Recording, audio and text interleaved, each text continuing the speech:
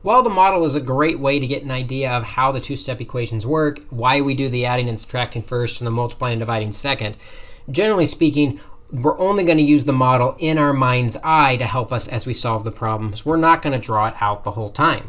So if I have a problem like -9 equals -5 minus 2x, I can balance on the equal sign. And I know that -2x is hanging out with 5 negatives. We have to get rid of those 5 negatives first by introducing 5 positives to both sides. That'll create the 0 pairs, so we're just left with those -2x's. And -9 plus 5 is going to be -4. Then I can get the x alone when we have the -2 times x by doing the opposite operation and dividing by -2. Because if I have 2 x's, we need to divide into 2 groups. And then the negative requires us to flip everything. -4 divided by -2 is +2. And so we have our answer for x. Let's try another example. What if you had 17 plus 8x equals 12?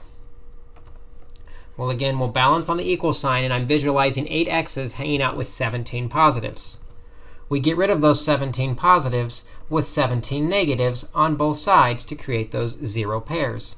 And we're left with 8x equals -5.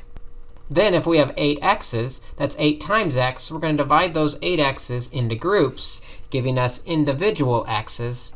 X is equal to -5/8.